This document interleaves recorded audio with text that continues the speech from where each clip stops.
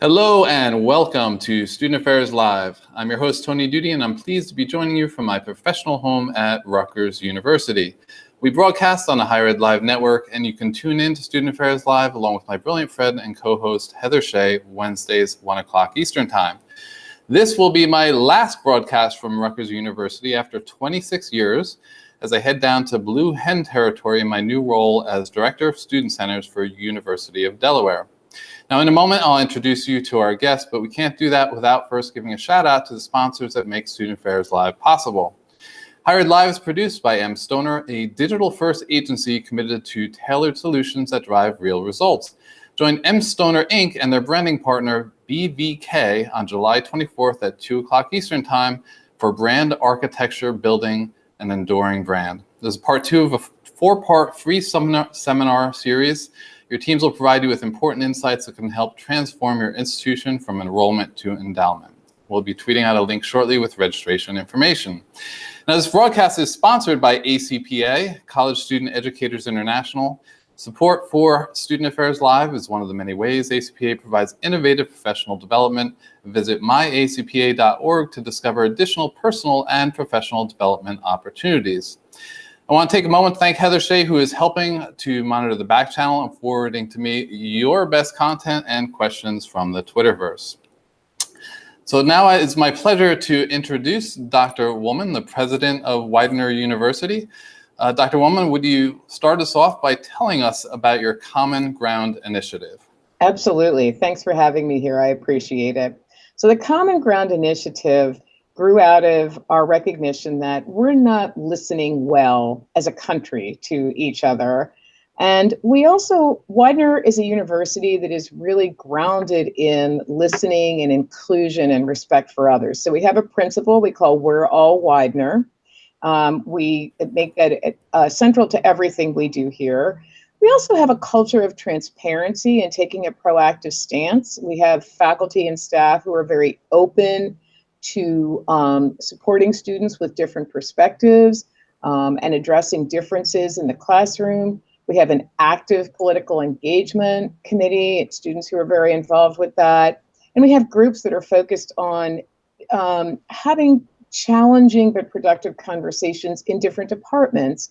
So we felt that we could be a model for college campuses in how to find common ground at a time when we are so polarized in our country. And that really is where the project came from.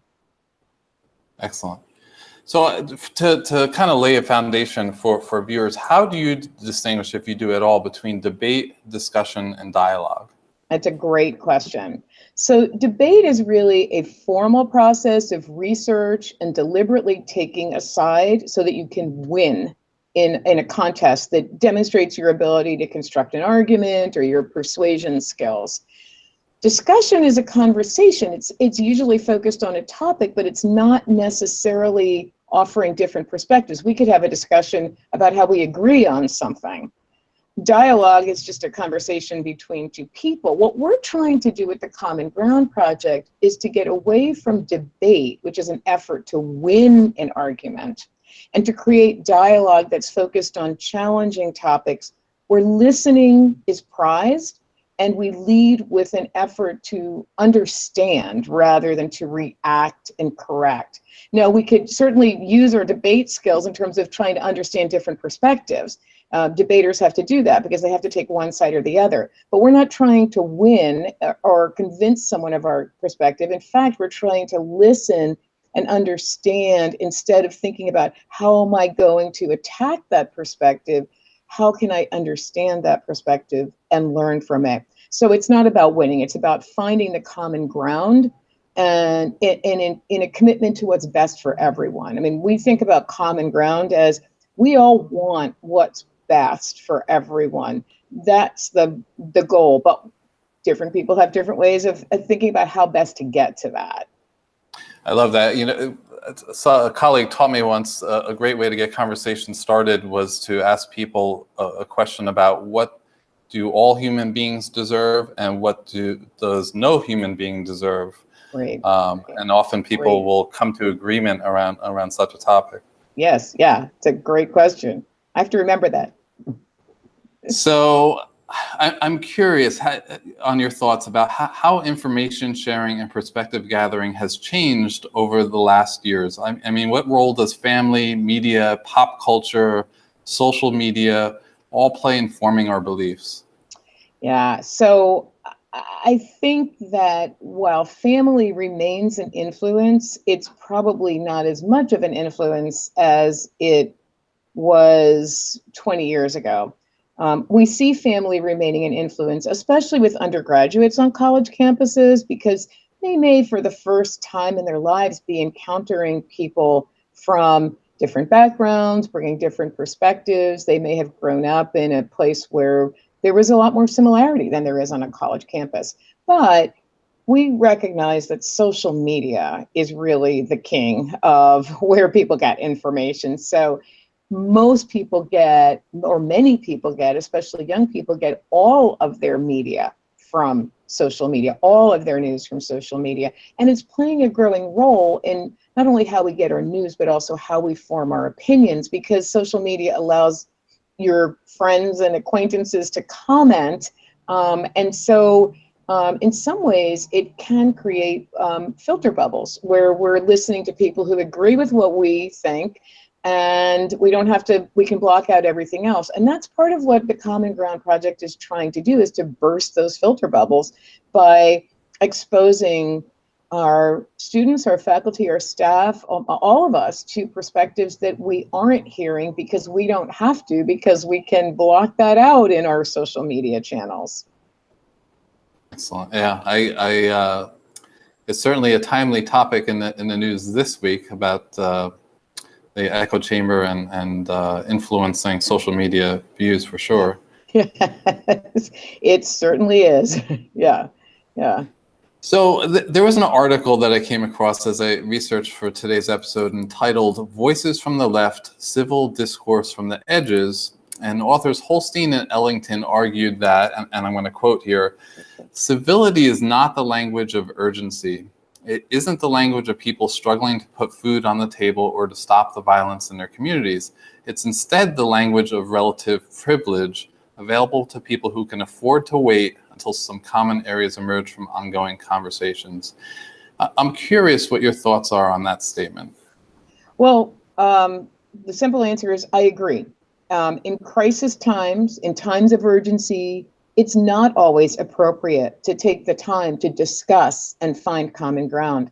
There are essential needs, and actually this comes back a little bit to the statement you made a little bit earlier, the question that your colleague asked you. There are essential needs that have to be met, and there are rights to which all people are entitled as human beings and as citizens of their countries, and as global neighbors. So there's no time or need for conversation around that. But the effort to advance civil discourse through Widener's Common Ground Project is an effort to get ahead of those crises. It's an effort to build a society where listening and respect lead to action that alleviates the crisis before it occurs, essentially. So it's about changing the way we live with one another so that we recalibrate injustice and overcome the anger and hatred that lead to those situations of urgency and struggle. And we don't necessarily need long, ongoing conversations to start to establish new patterns of interaction with other people. We need to model how to do it and get people into the mix. Now, you brought up the importance of listening and respect. I'm wondering if you could share some basic guidelines or ground rules for encouraging positive dialogue. So you're sitting down with a group of students and you're trying to get them to come together. Like, how do you lay the ground rules? Yeah, it's a great question. And actually, in many of our conversations, it's not just students, but we have students, faculty, and staff all together in our common ground conversations. So that makes it even more challenging because you have the power differentials. Students may feel less comfortable speaking out if there's a professor or a staff member in their groups. And There's power differentials, of course, across the university as well. I mean, some people are more in more senior positions, so there are certainly challenges there. But the basic guidelines that I think are the best actually come from our students. And when we started this project, we asked them why is it important to find common ground, and how can you find common ground? And we created a video that we used at our kickoff session for the Common Ground initiative that's on our website, our Common Ground website for the university, if anyone's interested in that, and following up with that. The students said some things that I think are just so astute. First of all, listen, just listen. Don't react, just listen. And they say about themselves, I need to learn how to listen. The second thing was disagree respectfully. So assume good intent and a desire for shared outcomes. Assume that we want a good outcome, but we have different ways of getting to it. So good intent, and then we can disagree respectfully without getting angry. And the third thing that they said that I thought was so important was don't get into a defensive posture. And this is a quote from a student that I just love. We have to release the notion that when someone doesn't agree with you, that there's a warrant for defensiveness and combativeness. When someone doesn't agree with you, there is a warrant for defensiveness and combativeness. We have to release that notion. I think that student's absolutely right. We think that when somebody doesn't agree with us, I can go at it and tell them why they're wrong and what I think. And you can't get to common ground that way, because you're starting with, I'm going to tell you what I think. I'm positioning, as I listen to you, I'm positioning to react instead of to listen and understand. So those are our students' kind of suggestions. I think they make great ground rules. Listen, disagree respectfully, don't get into a defensive posture. I love it. And we certainly will share the website. I've checked it out, and there's some great resources on the site. You know, as you say that, it is really hard to stop and listen and not go into that mode of trying to win the debate, because often that's what we're taught in the classroom, is to come up with an argument, right? Absolutely. It is very, very hard, especially on a university campus, because that's exactly what we're teaching is you should be ready to come up with a good argument. You should analyze and persuade and argue against. And it makes me think that perhaps instead of trying to do that maybe we should have the students ask questions for clarification, right? So if we, as you say, we agree that we all have good intentions, good motivation, so help me understand why you why you did that, why you said that, or why you feel that. Absolutely. I love it. Absolutely. That's a great question. And I think we've used that in some of our conversations on campus is, well, can you say more about that, or help me understand that, so that people we can build better understanding, but it also invites people to share their perspectives, because it's difficult to share a perspective, especially if you don't think everyone else agrees with you. So I get this next question an awful lot. I've talked about it at national conferences. I've probably touched on other conversations on Higher Ed Live. Are we obligated in our role as administrators and educators to be neutral in our discussion of politics? Like, is there a time and place to share our opinions, identities in order to be authentic, and also thinking about the privilege, the power dynamics that you talked about earlier? Right, which is really, really important, because as soon as I share a perspective, because of my position, that appears to be the right perspective, or maybe for some people the wrong perspective. But in any case, it's you have to recognize your position. If you're in a position of relative power, that has an impact on the conversation. So I believe, and different administrators and university leaders will have different perspectives on this, and you have to do what you think is right. I mean, fundamentally, I think as a leader, you have to do what you think is right. You have to be guided by your values. And so that kind of underlies what I'm about to say. So I think as a university leader, my job is to represent my entire campus rather than my own perspective. So of course I have my own perspectives on everything that happens every day in our political world. And I wouldn't hesitate to share those with a colleague or even in a conversation with students or others on campus. But my job, and when I'm speaking publicly or speaking on behalf of the university or speaking as the president, my job is to represent my entire campus rather than my own perspective, and to make sure that all students, faculty, and staff feel welcome on our campus. And if I speak out in a way that's going to alienate certain people, then I'm not doing that. So I need to keep my perspective as my personal perspective, and my professional perspective is on behalf of everyone at the university.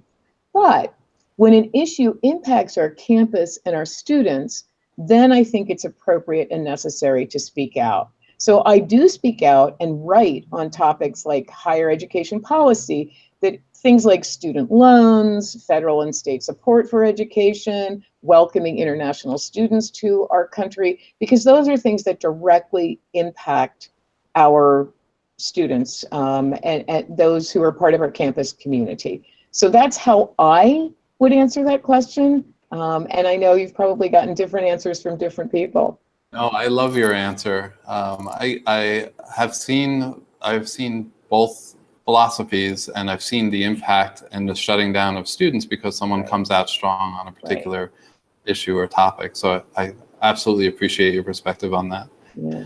So speaking, my parents always taught me the two things you shouldn't talk about are politics and religion if you don't want to get into an argument. So the reality is the hot topic of discussion over the last year is centered around politics, and many campuses have been hosting, for instance, debate viewing parties. Yeah. So to what degree have you found students at Widener or beyond to be politically aware and engaged? Our students are very engaged, and so we do have an active political engagement committee, and that hosts very well planned and vibrant debate watches. And one of the things I like about how we do that on our campus is the group, and we had some very large groups with the last presidential election, and we hope to have that with the midterms, because this is very important elections. But the group watches the debate and then shuts the television off, so they're not listening to all of the political pundits, but they're actually having a conversation about what they heard. Wow. And that seems to be much more engaging, and it invites students' voices in. So after the debate, it's going to be a conversation about what you think, not listening to what all these different experts or commentators might think about it.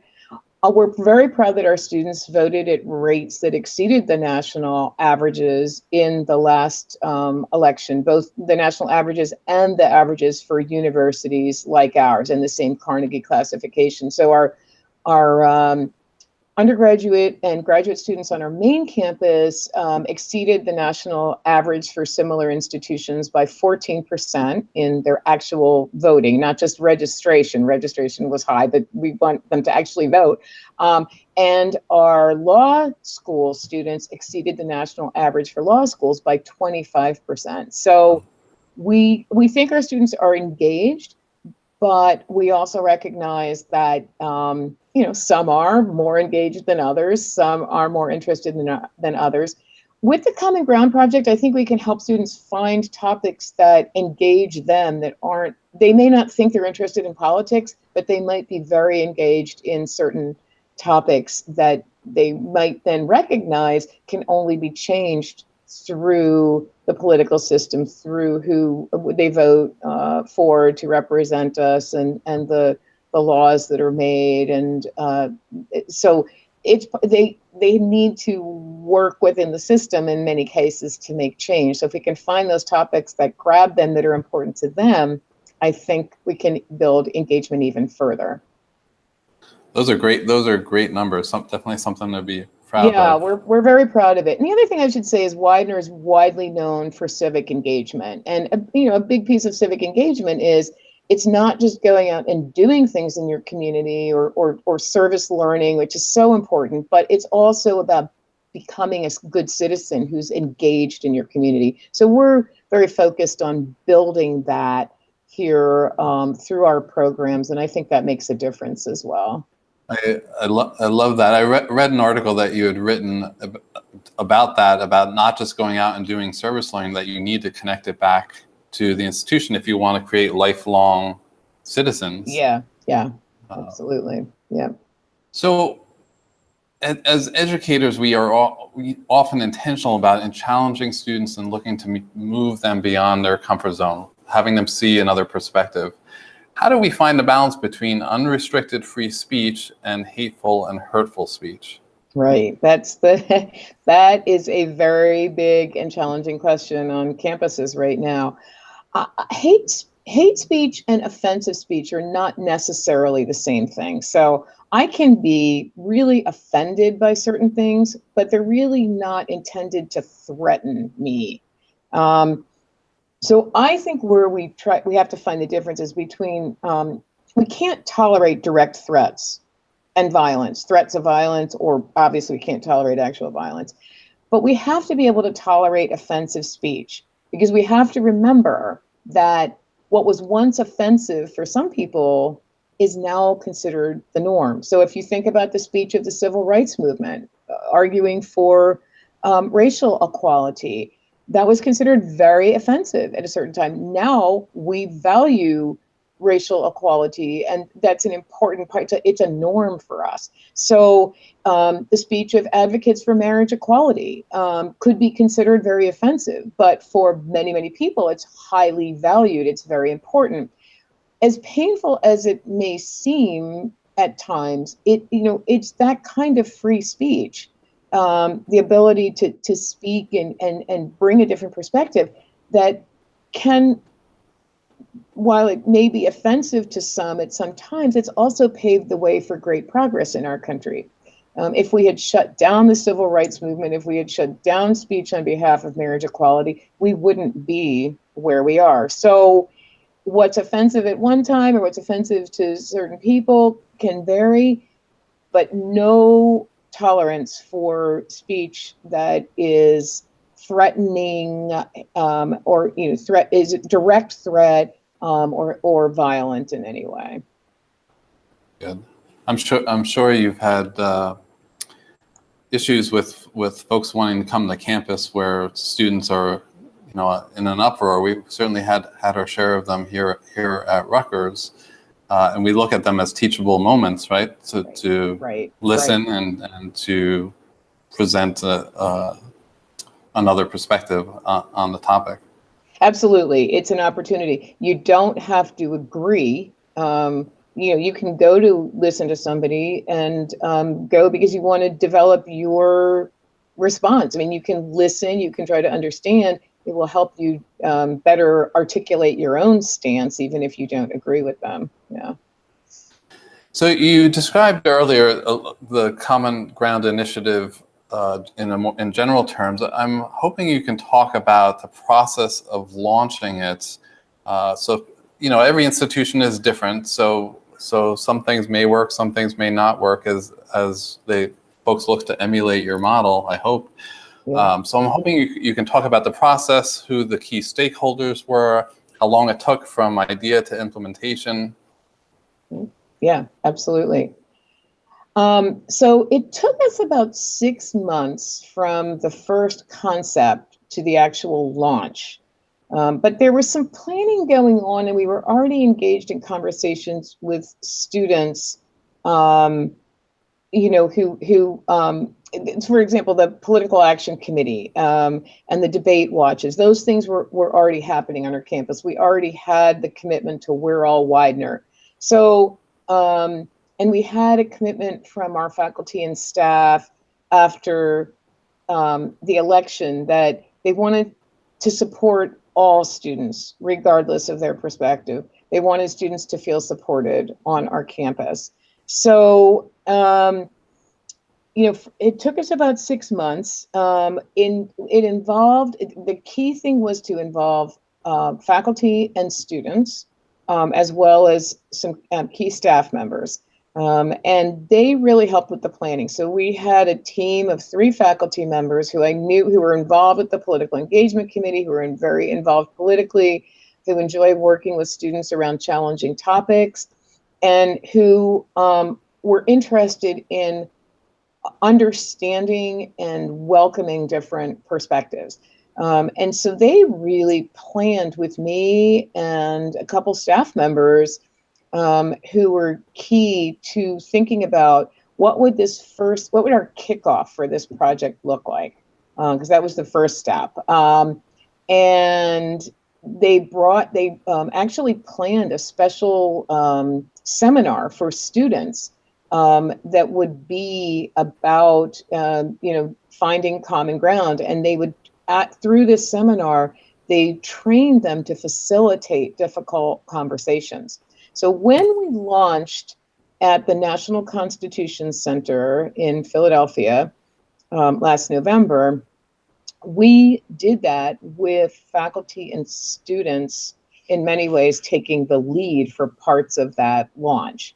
The National Constitution Center was a perfect setting for that because this is, the First Amendment and free speech, and the president and CEO of the National Constitution Center, Jeff Rosen, was kind enough to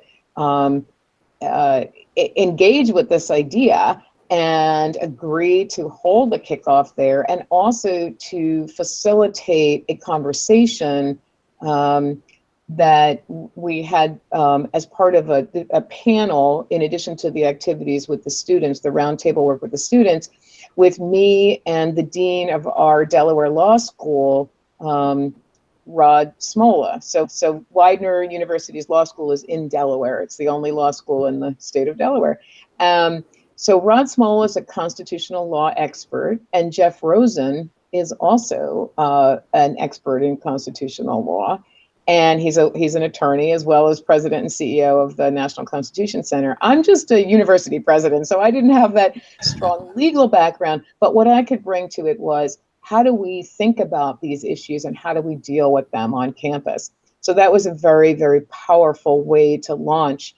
And prior to and after that panel discussion, we had students leading conversations. We had conversations as people came in about where they stood on issues. And then we had roundtables afterwards that were facilitated by students, and they brought topics that come from campuses. How do you feel about this? What should be done about this? And the tables were mixed. We had students, we had faculty, we had staff from all across the range at the university, as well as alumni. We had some of our trustees there. And so it was a really nice mix of people, different ages, different backgrounds, and they facilitated that. So that was really how we got this started. And then we realized this is powerful. We need to keep these conversations going on our campus, which we've done a number of regular common ground conversations that anyone can attend. And we now would really like to work on a curriculum that we could share with high schools, because we know they're dealing with the same thing. And I'm not talking about a year-long curriculum, but something that a social studies or history teacher could do a couple sessions on, really guiding students to have some of these conversations. So there was, I think part of your question was there any resistance to this idea, any resistance to implementation? There really wasn't. People were very excited about the idea, and they thought, I think their thoughts would align with mine, that Widener was a great place to do this because of the commitments that I talked about when we first started the interview, that we can really be a model for this.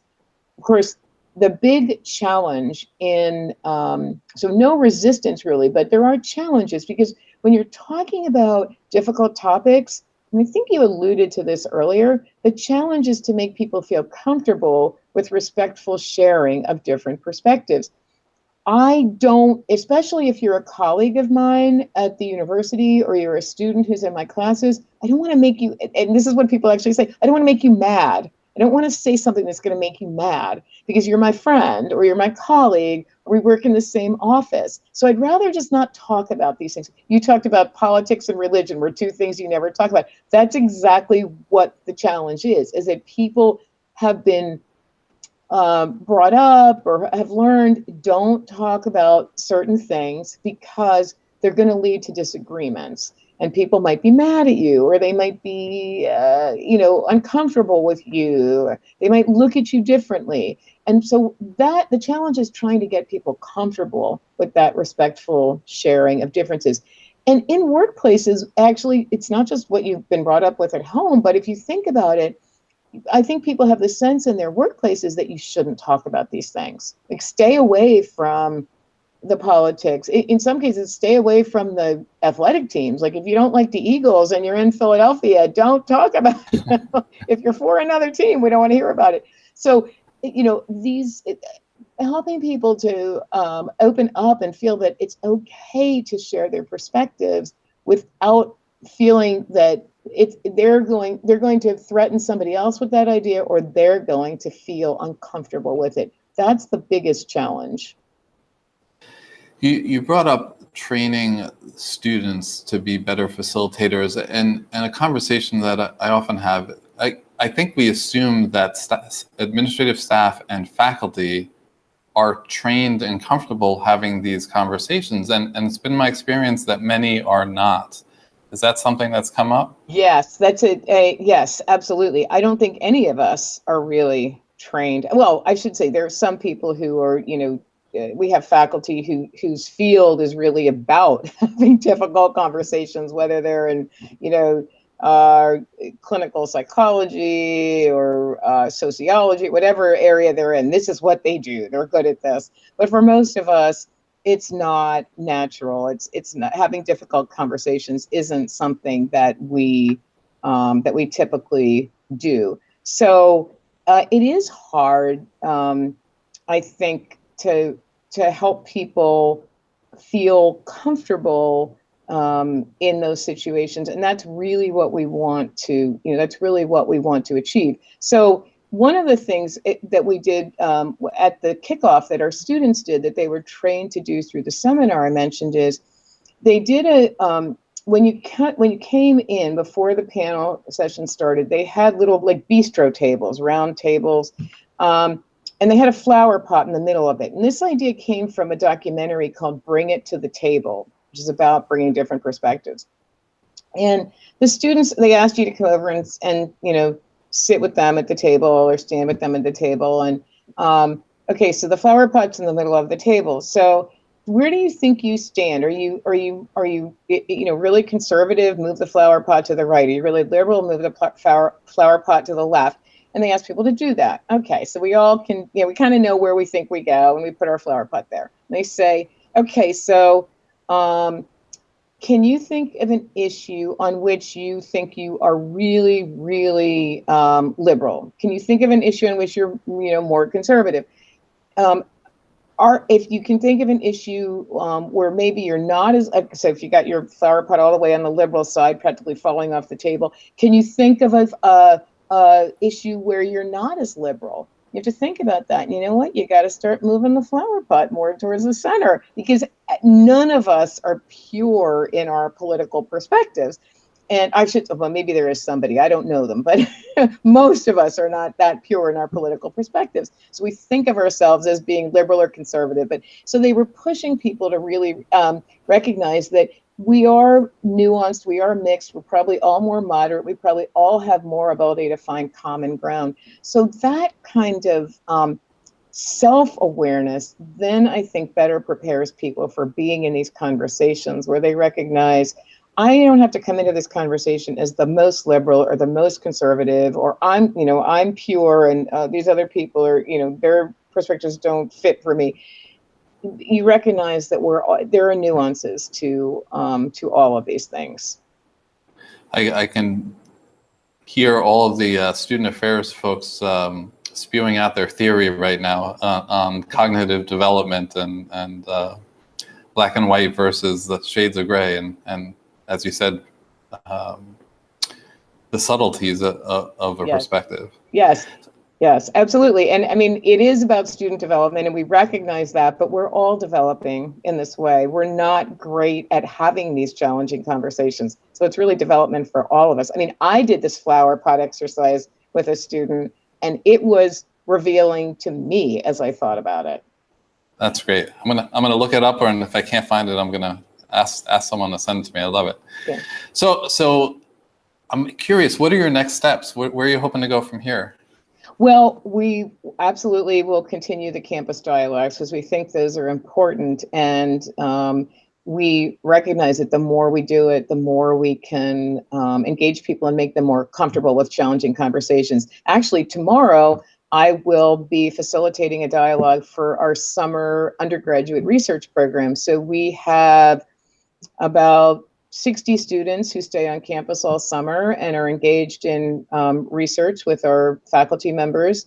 And a lot of them are doing research in areas that one could consider very controversial. So it might be climate change, or it might be psychological experiments.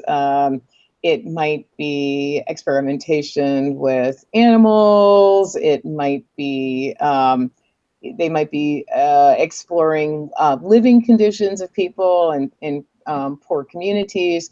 So there are a lot of questions that they're dealing with where there are conflicting perspectives, different perspectives. The other interesting thing is we've got scientists and engineers, and we've got humanities majors, and so they already have assumptions about each other's research that probably are stereotypical, and we can start to, pull apart some of those assumptions. So trying to, whenever there's opportunities on campus, to facilitate these conversations is really important to us. And then, as I said earlier, we really like to think about broadening the audience by creating some modules that could be used in high school classrooms. We think that would be valuable. I love it. I often think that by the time they get to college, that a lot of approaches and values get cemented in, and it would be nice to have people open up to other ideas earlier. Absolutely, absolutely, yes. And because when they come to college, they tend to be in a much more diverse environment than they're used to, whatever that diversity is. But typically, students' high schools tend to be more homogeneous than their colleges or universities, and so there's a bit of a shock. And having them open to differences is really important.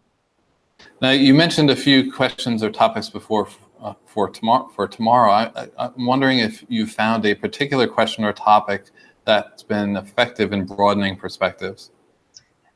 Well, I have not. I think it depends on the person and the situation. I mean, you asked a great question earlier, so I might have to steal that. I think it really depends on the individuals. There are certainly, if you want to get different perspectives, anything political will do it, but that doesn't necessarily broaden perspectives.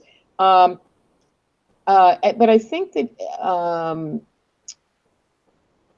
one of the things that we've really tried to do is think about getting to know people before you get to know their politics. That's really not a particular question or topic, but one of the amazing things about a university campus is professors and staff have students, we have a class full of students.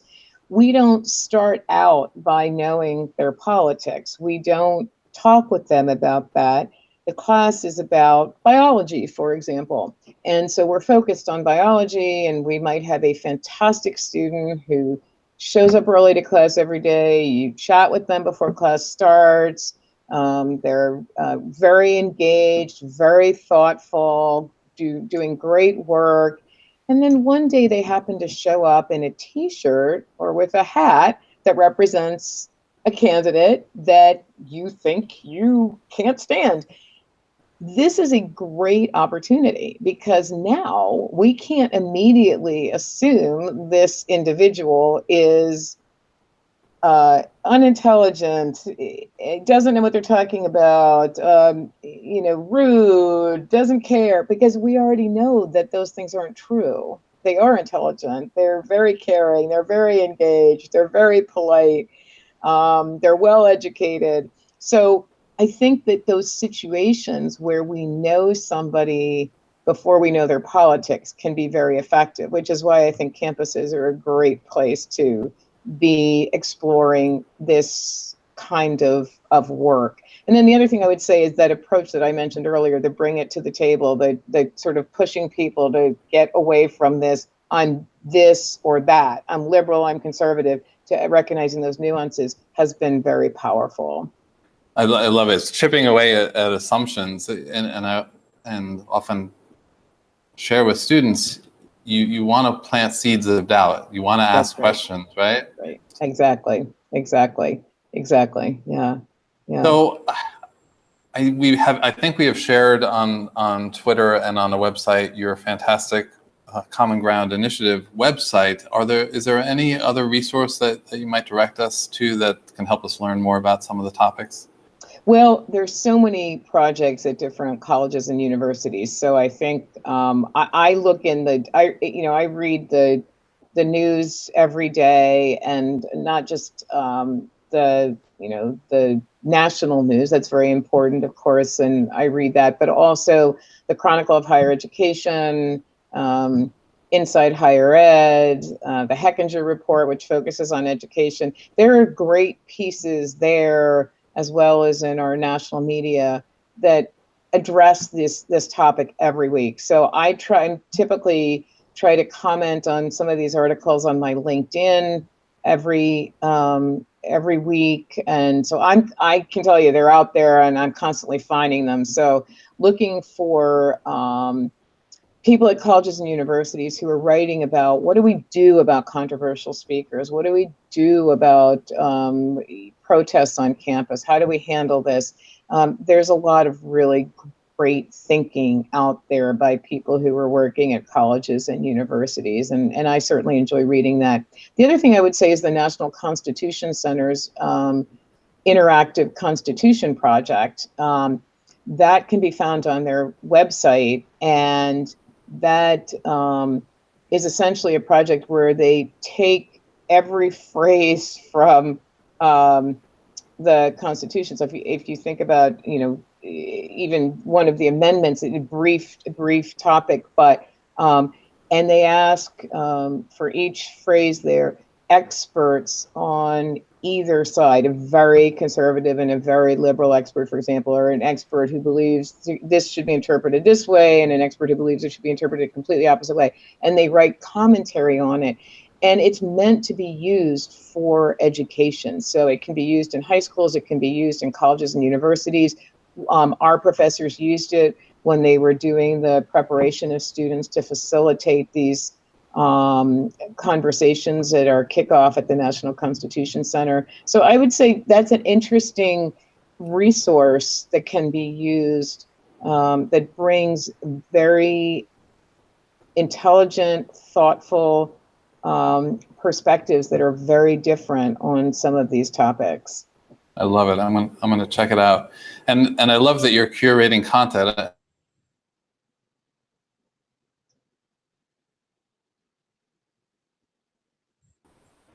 I lost you there for a minute. Oh, I was going to say, you sounds like you're curating some great content. So I'm going to suggest people follow your feed, your LinkedIn feed.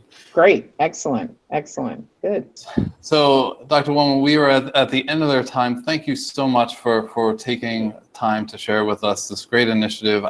There's been an absolute delight to talk with you today. I'm looking forward to looking into this more and following the initiative as you continue in your next steps. Keith Edwards will be back next week, filling in for Heather Shea with an episode on undergraduate courses and MOOCs as an introduction to the higher ed profession.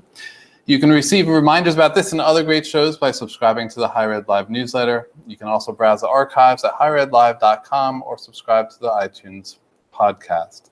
I'm Tony Doody. Thanks for watching, everyone. I hope you make it a great week, and I look forward to seeing you soon. Take care.